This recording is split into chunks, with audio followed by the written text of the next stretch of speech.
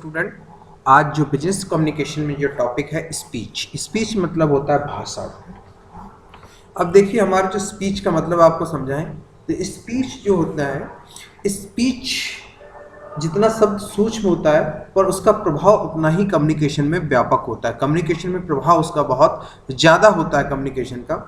अब देखिए स्पीच में हमारे पास क्या है कि जो स्पीच है उसकी शक्ति आप लोगों को मालूम है। जो पुराने ज़माने में जो लोग यूज़ करते थे, जैसे आपके महात्मा गांधी थे, लाल बहादुर शास्त्री थे, ठीक है, इन लोगों ने स्पीच अपने यानी भाषण के माध्यम से लोगों को अपनी तरफ क्या किया, आकर्षित किया।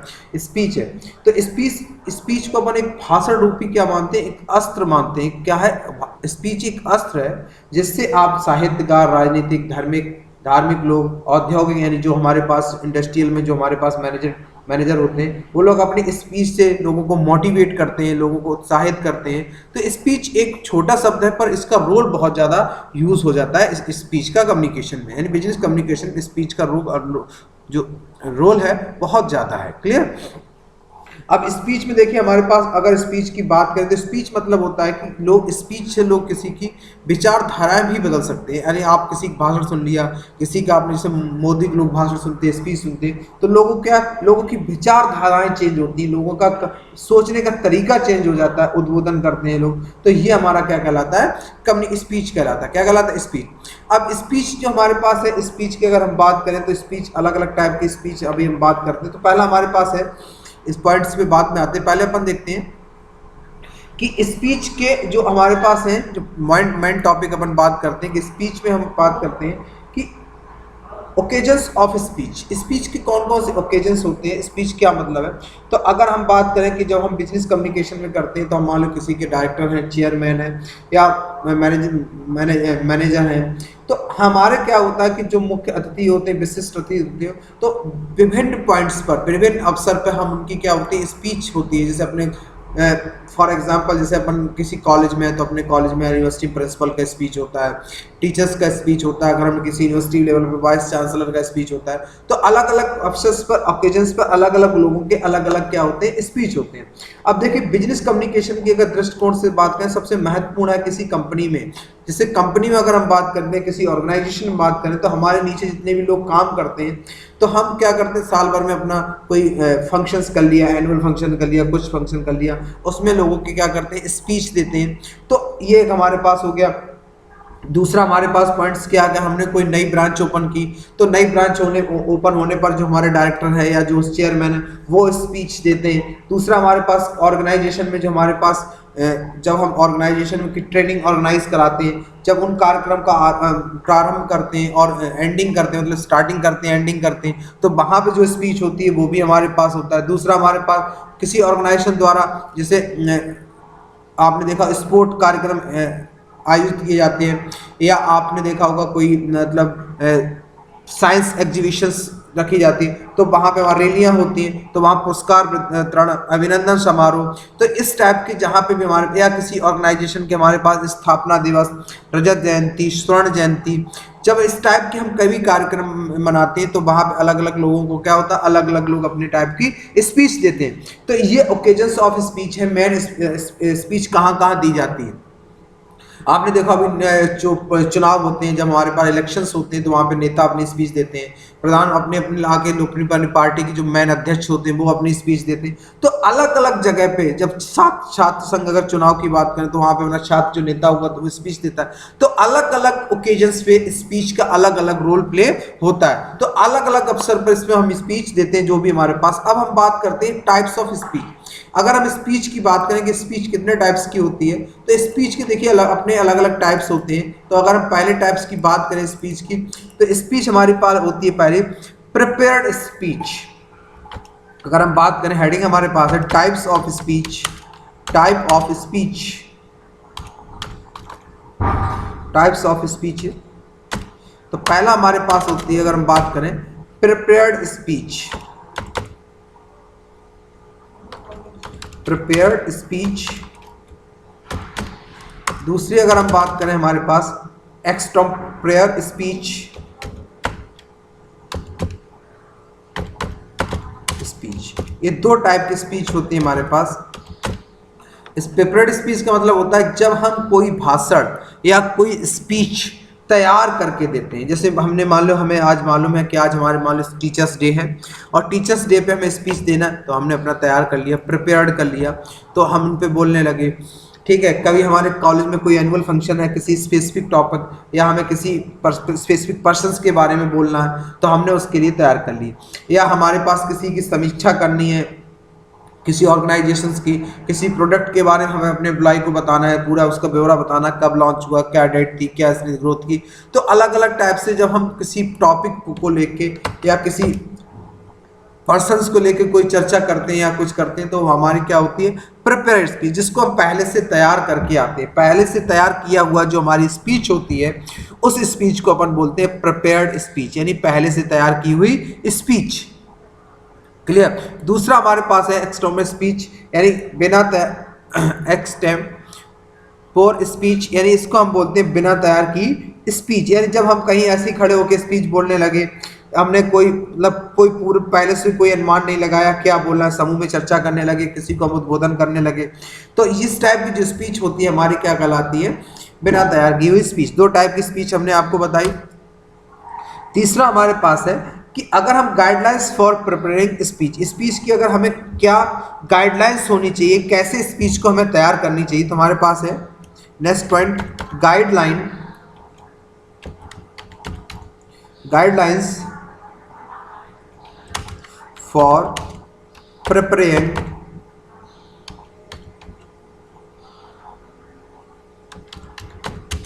A speech. ठीक, एंड गाइडलाइंस यानी भाषण की तैयारी करने के मार्गदर्शक तत्व, यानी guidelines for preparing a speech. Speech को प्रिपेयर करने के लिए क्या क्या गाइडलाइंस होनी चाहिए। तो सबसे पहले हमारे पास है आंसरिंग कार्डिनल क्वेश्चंस, यानी कि गुणवत्तात्मक प्रश्नों के उत्तर। सबसे पहले जो हमारे पास पॉइंट आता है कि हम जो क्वेश्चंस हैं उन पे हम बात करें। पहले हमारे पास देखिए क्या आता है, पॉइंट हम डाल लेते हैं इसमें। पहला फर्स्ट पॉइंट, कुछ स्टूडेंट्स बोल रहे हैं सर हिंदी में नोट्स दे दीजिए, हम हिंदी में भी नोट्स आपको दे देंगे, आप परेशान मत होइए, सारे मैटर्स मिल जाएंगे। आप कॉलेज आके भी बुक्स वगैरह अगर आपको लेना तो ले सकते हैं।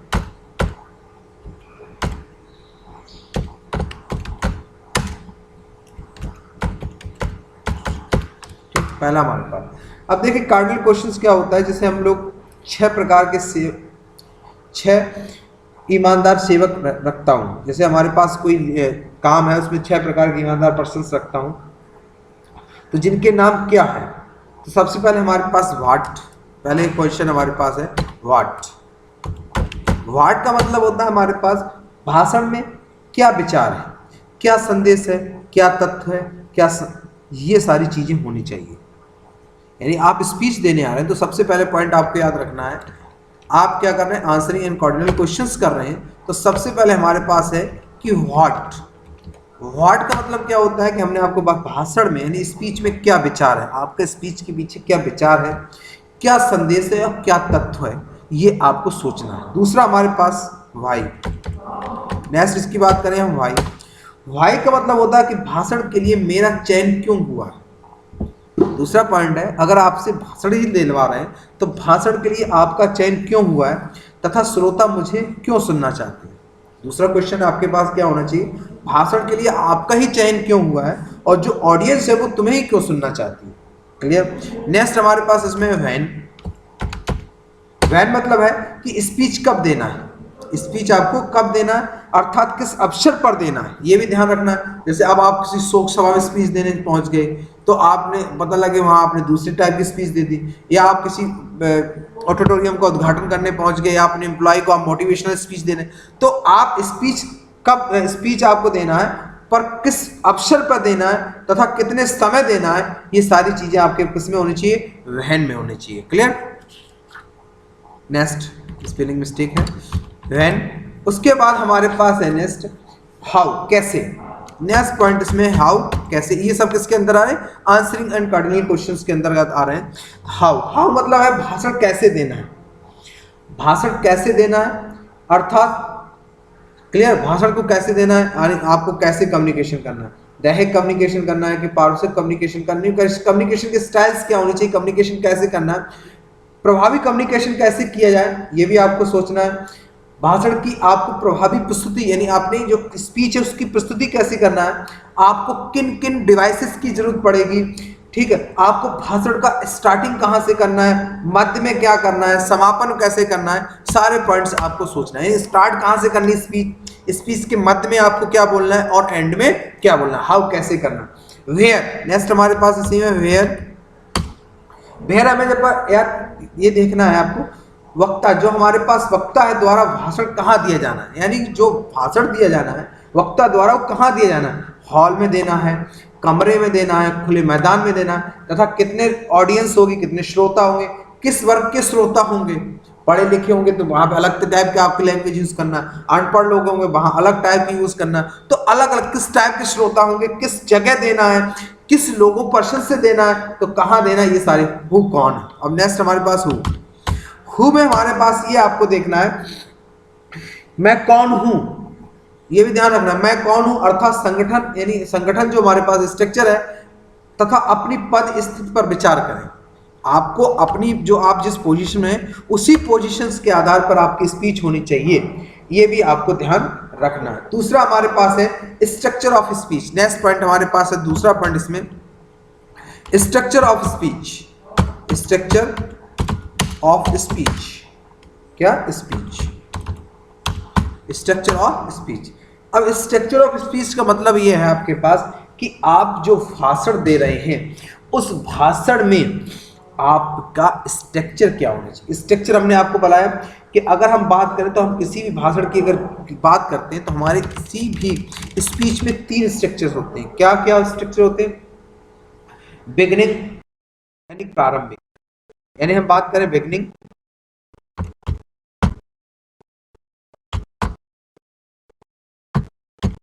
बिगनिंग, दूसरा हमारे पास होती है क्या होता है मिडिल, अगर इसी में बात करें एंड। अगर स्ट्रक्चर स्पीच की बात करें तो हमारे पास 3 पॉइंट आते हैं, पहले भी बताया था हमने। बिगनिंग, बिगनिंग मतलब है जो आपके श्रोता उपस्थित हैं उन लोगों या आपके जो विशिष्ट पर्सन्स उपस्थित हैं उनका आपको स्वागत करना, ध्यान रखना, यानी जो आपके विशिष्ट, जैसे अपन बोलते हैं ना चीफ गेस्ट वगैरह होते हैं, तो उनका भी स्वागत करना है, वहां पे लोग जो उपस्थित लोग उनका भी स्वागत करना है। पहला आपका पॉइंट ये होना चाहिए बिगनिंग ऑफ किसमें, बिगनिंग ऑफ स्पीच में। ये पॉइंट रखना है कि आपको कैसा होना चाहिए, बिगनिंग ऑफ स्पीच में आपको स्टार्टिंग में किसका रखना है, कैसे करना है, ये सारी चीजें आपकी उसमें होनी चाहिए। दूसरा आपके पास क्या होना चाहिए, मिडिल में, मिडिल सेक्शन में क्या होना चाहिए वो दूसरा। और बिगनिंग में एक चीज और ध्यान रखना है, अफसर किस संदर्भ में आप बात करो, संदर्भ में भी आपको बोलना है। कंपनी के संचालक रिपोर्ट, पिछली कार्रवाई, यानी जैसी भी आप जिस संदर्भ बोल रहे हैं, अगर किसी आप कंपनी बोल रहे हैं तो पिछली ग्रोथ क्या थी, नेक्स्ट ग्रोथ क्या, फ्यूचर में आप क्या करना है, सारी चीजें। मिडिल में आपको क्या बोलना है, राष्ट्रीय एवं अंतर्राष्ट्रीय स्थिति संक्षिप्त में बताना अगर बिजनेस कम्युनिकेशन कर रहे हैं आप, ठीक है। उसके बाद आपको संगठन के लिए महत्वपूर्ण एवं प्रभावित करने वाले परिवर्तनों यानी पॉजिटिव थिंकिंग के बारे में बताना है, किसमें, मिडिल लोगों को बताना है कि हम ये करेंगे, हमें ये सकारात्मक क्या है, आप लोगों ने क्या किया, ये सारे पॉइंट्स। एंड में आप क्या करेंगे, एंड में जो लोग हैं जिन्होंने सेवाएं दी उनको आप धन्यवाद अदा करेंगे, यानी आप लोगों को जो हम लोगों ने जिन्होंने आप सेवाएं दी, जो भी आपके कार्यक्रम में जो सेवाएं दी, आपके जो भी उन लोगों सबका आप क्या देंगे, धन्यवाद देंगे। ये सारी चीजें इसमें आपके पास होनी चाहिए एक स्पीच के अंदर। ये देखिए हमने कुछ बताया भी यहाँ पे, आपका डायनामिक होना चाहिए, ठीक है, इनफॉर्मल टॉक, क्लियर वॉइस, ये सारी देखिए अभी इन पॉइंट्स पे अपन बात कर रहे हैं, क्लियर। तो अपने पास जो अपने यहाँ पे है तो ये होना चाहिए। नेक्स्ट हमारे पास होना चाहिए क्लियर। नेक्स्ट पॉइंट हमारे पास है क्लियर, यानी क्लियर यानी कि हमारी जो स्पीच है वो कैसी होनी चाहिए, स्पष्ट होनी चाहिए, बहुत ज़्यादा ऐसे नहीं घुमाव फिरावदार नहीं होना चाहिए, या हम किसी टॉपिक से भटक जाएं तो लोग हमारे स्पीच को सुनना ना पसंद करें, बीच से उठ के चालू करने, यानी आपको पॉइंट को पकड़ के रखना है, किस पॉइंट पे आप बात कर रहे हैं वो ऐसी आपके पास होनी चाहिए, ठीक है। दूसरा हमारे पास सिंपल होना चाहिए, सरल होना चाहिए। दूसरा हमारे पास क्या होना चाहिए, सिंपल होना चाहिए। सिंपल मतलब सरल होना चाहिए, ठीक है। दूसरा है नेक्स्ट हमारे पास पॉइंट्स की बात करें, नेक्स्ट पॉइंट हमारे पास है only facts and figures are not enough. Only यानी केवल तथ्य एवं आंकड़े पर्याप्त नहीं होते किसी स्पीच के लिए। जैसे आप सिर्फ फैक्ट पे बात करें, facts and figures are not enough, ठीक है, नॉट इनफ यानी ओनली आपके केवल तथ्य आंकड़े पर्याप्त नहीं होते हैं, आपको उसको पूरी तरह से ऐसे प्रस्तुति करनी है कि जैसे आपको लगे कि जो आप आंकड़े या जो फिगर्स आप बता रहे हैं बिल्कुल आपके पास सही हैं। इसी तरह से आपको यहाँ पे यूज करना है। क्लियर? तो ये हमने आपको कुछ पॉइंट्स बताए हैं किसके, guidelines for preparing a speech. Speech को प्रिपेयर करने के आपको कुछ पॉइंट्स हमने यहाँ पे बताए। इन पॉइंट्स को आपको यहाँ पे रखना और इन पॉइंट्स के आधार पर आपको अपनी स्पीच को तैयार करना है। क्लियर? तो ये आपका टॉपिक था स्पीच। अब देखिए इसी में एक दूसरा टॉपिक हमने लिया हुआ है नेक्स्ट हमारे पास, ठीक, ये देखिए हमने आपको बताया ये सारे पॉइंट्स हैं। अब नेक्स्ट टॉपिक हमारे पास है डिबेट। डिबेट्स, तो डिबेट्स तो आप लोगों को मालूम है कि डिबेट्स क्या होती है।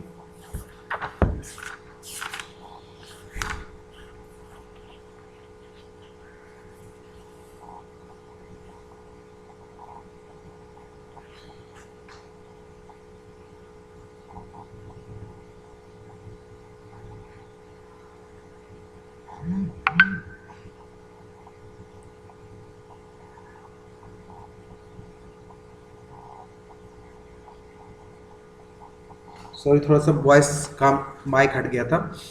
तो डिबेट्स क्या होती है? डिबेट्स हमारे पास क्या होती है जब हमारे पास कई लोग, ठीक है, जस्ट लाइक एक मीटिंग, कई लोग एक दूसरे की बात का खंडन करते हैं। अलग अलग कई लोग एक मोर देन 2%, मतलब मोर देन 1% अगर हमारे पास हैं तो वो हमारे पास अपने अपने व्यू रखते हैं और फिर वो उनके एक व्यू दूसरे व्यू को काटता है, तो इसको अपन क्या बोलते हैं? डिबेट्स बोलते हैं। तो डिबेट्स आपने देखो अगर टीवी में आजकल डिबेट्स आती है किसी से, मान लो आपका पाकिस्तान के ऊपर डिबेट्स चालू हो गई, या अपन मान लो कोई टॉपिक मुद्दा है कि हमारे पास ये प्रोडक्ट है, इस प्रोडक्ट है, तो अलग अलग कंपनी अलग अलग अपने अपने व्यू को अच्छा बताएंगे कि हमारी अच्छाई है, तो वो एक दूसरे की बात का क्या करते हैं? खंडन करते हैं। तो इस टाइप का जो कम्युनिकेशन होता है, जो आपस में बातचीत करते हैं और एक दूसरे की बात को काटते हैं, जिसे हमने डायग्राम में दिखाया हुआ, तो इस प्रोसेस अपन क्या बोलते हैं? डिबेट्स बोलते हैं। अब देखिए डिबेट्स में देखिए अलग अलग टाइप्स के डिबेट्स, ये हमारे पास